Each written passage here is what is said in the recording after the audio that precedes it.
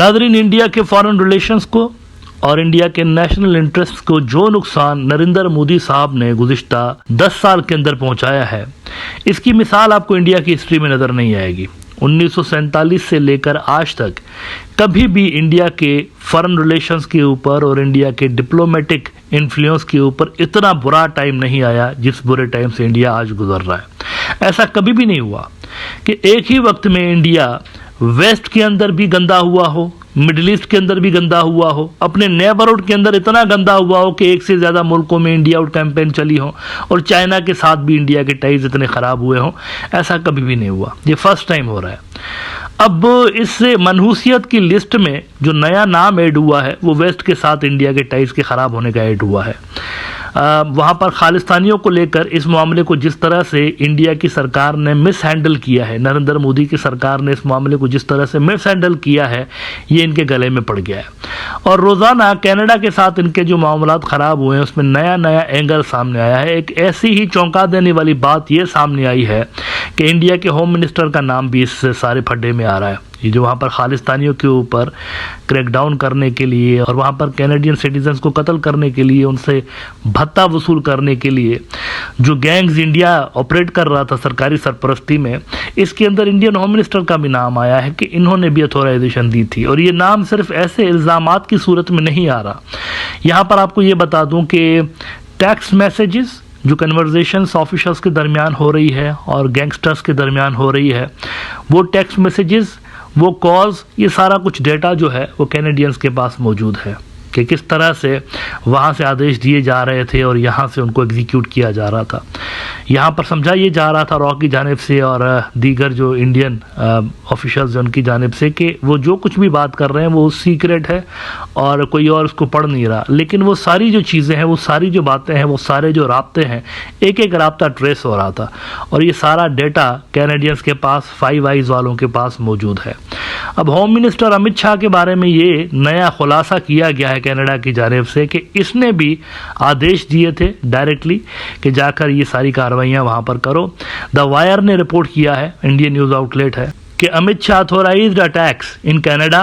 Washington Post cites Canadian officials as alleging retired Indian diplomats have expressed surprise at the possibility of a cabinet minister getting involved in operational matters. On its part, the Canadian side seems even more sure of its case than before, with Trudeau now speaking of clear and compelling evidence. अच्छा, वो clear evidence क्या है? वो कह रहे हैं कि Canadian officials have told the Indian government that conversations and texts among Indian diplomats ordered out of the country yesterday include references to Union Home Minister Amit Shah and a senior official in the research and analysis wing in India who have authorized intelligence gathering missions and attacks on 6 separatists in Canada, the Washington Post reported late last night. अच्छा, इसके बाद क्या हुआ? ये सारी चीज़ें हुई ना, उसके बाद होता यह है कि 12 अक्टूबर को इंडिया से एक जहाज़ उड़ता है, 12 अक्टूबर को, और ये जहाज़ जाकर सीधा लैंड होता है सिंगापुर के अंदर। इस जहाज़ के अंदर कौन था? इस जहाज़ के अंदर इंडिया का NSA था, अजीत डोवाल साहब। डोवाल साहब सिंगापुर में लैंड होते हैं बड़ी एक्स्ट्रा ऑर्डिनरी और अनयूजुअल किस्म की मीटिंग के लिए। ये मीटिंग उनकी किसके साथ थी? कैनेडियंस के साथ। कैनेडियंस ने इस मीटिंग के अंदर 12 तारीख को इस महीने की, कैनेडियंस ने इस मीटिंग के अंदर वो सारे एविडेंस इनके सामने रखे और ये हक्का बक्का रह गए, उसको देखकर दंग रह गए कि इनको कैसे पता चला। ये सारी चीज़ें इनके पास, हमारी जो कम्युनिकेशन है वो सारी की सारी इन्होंने कैच की हुई हैं, तो ये उनके सामने रखी। उसके बाद ट्रूडो ने इस तरह से मीडिया के अंदर ये सारी बातें की हैं। पहले ये चीज़ें जेम्स बॉन्ड जो है, इंडियन जेम्स बॉन्ड डोवाल साहब, उनके साथ शेयर की गई 12 अक्टूबर को। तो मेरे ख्याल से इंडियंस को पता था कि दिस इज़ कमिंग नाउ। यहाँ पर आपको मामलात की संगीनी को समझना पड़ेगा। ऐसा नहीं है कि सिर्फ वहाँ पर इनके जो कैनेडियन लोग थे, कैनेडियन जो गैंगस्टर्स थे, सिर्फ वो यूज़ हो रहे थे वहाँ पर इन सारी कार्रवाइयों के अंदर। वो जो एक्सटॉर्शन का नेटवर्क चल रहा था, पैसे बटोरे जा रहे थे कैनेडियंस से, गुंडागर्दी का जो टैक्स आप समझ लें, गुंडा टैक्स जिसे कहते हैं, वो भी बटोरा जा रहा था, अगवा किया जा रहा था लोगों को पैसों के लिए, मारा भी जा रहा था। अब ये जो सारा नेटवर्क इंडिया की सरकार की सरपरस्ती में चल रहा था बकौल कैनेडियंस के, तो उसके अंदर इंडियन सिटीजन्स भी इन्वॉल्व थे। इंडियन सिटीजन्स भी इन्वॉल्व थे उसके अंदर, और ये लोग वो थे जिनको इंडिया की सरकार उधर भेज रही थी ये सारे काम करने के लिए। इसमें नंबर 1 पे जिस दहशतगर्द तंजीम का नाम सामने आया है वो लॉरेंस बिश्नोई का गैंग है। अब आप में से कुछ लोगों ने हो सकता है कि लॉरेंस बिश्नोई का नाम सुना हो, लेकिन कुछ ने हो सकता है कि ना सुना हो। लॉरेंस बिश्नोई कौन है? लॉरेंस बिश्नोई असल में इंडियन पंजाब के एक बड़े घराने का बंदा है। मतलब बड़े घराने का इन सेंस कि ये खाते पीते फैमिली का बंदा था। कोई 100 एकड़ इनके पास ज़मीन भी थी।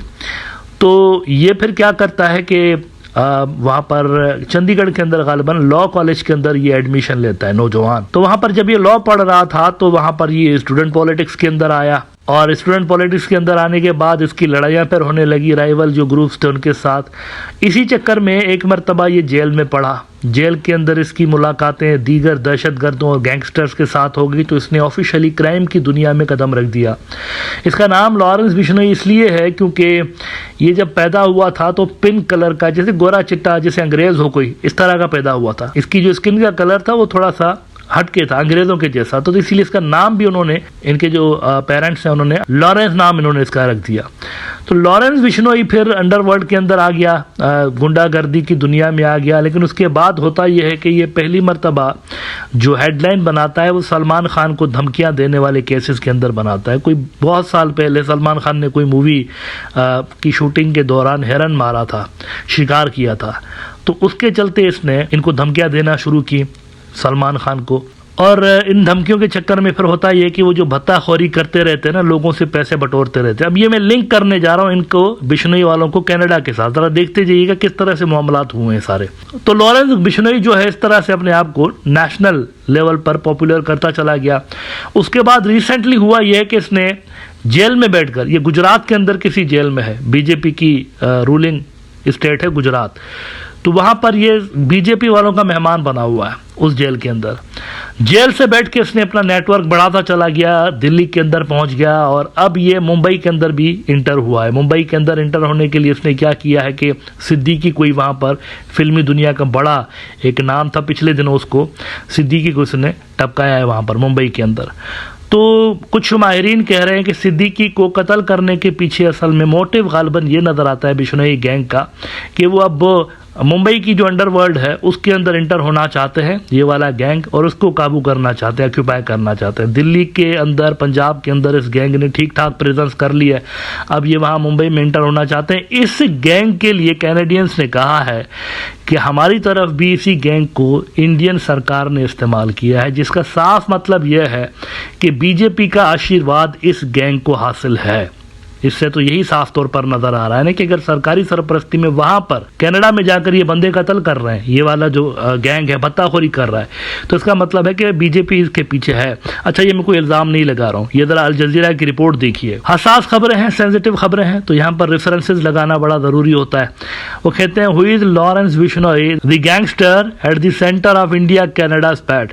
Canadian officials this week said बिश्नोई's gang was targeting Sikh dissidents at the behest of the Indian government. It's a PR coup for India's most notorious crime boss. तो बीजेपी ऑपरेट करती है बेसिकली बिश्नोई गैंग को। India की सरकार में BJP है ना, तो वो असल में ऑपरेट कर रहे हैं इस गैंग को अकॉर्डिंग टू द कैनेडियंस। और वो गैंग जो है फिर कनाडा के अंदर अपनी जड़ें फैला रहा था, सरकारी सरपरस्ती में इंडियन डिप्लोमेट्स भी इनकी हेल्प कर रहे थे। ये कितना संगीन आरोप है। आरोप तो मुझे नहीं कहना चाहिए, क्योंकि जिस लेवल के प्रूफ वो दिखा रहे हैं इंडियन एनएसए को, और भी जो मीडिया के अंदर रिपोर्ट हो रहा है कि टेक्स्ट मैसेजेस भी शेयर किए जा रहे हैं, कन्वर्जेशंस शेयर की जा रही हैं, डायरेक्ट कन्वर्जेशंस जिसके अंदर ऑफिशियल्स जो हैं होम मिनिस्टर का नाम ले रहे हैं, तो दीगर सिक्योरिटी के ऑफिशियल्स का नाम ले रहे हैं। ये मेरे ख्याल से एक बहुत संगीन क्राइसिस है जो कि वेस्ट वालों के साथ नरेंद्र मोदी ने क्रिएट किया है। अब मुझे नहीं पता कि इससे बाहर इंडिया कैसे निकलेगा। ये मतलब इतना सीरियस मामला है कि इसका असर सिर्फ यहाँ तक नहीं रहना कनाडा तक, इसका असर सारे के सारे वेस्टर्न ब्लॉक के ऊपर जो इंडिया के टाइज है ना, उस पर इसका लाजमी तौर पर असर होना है।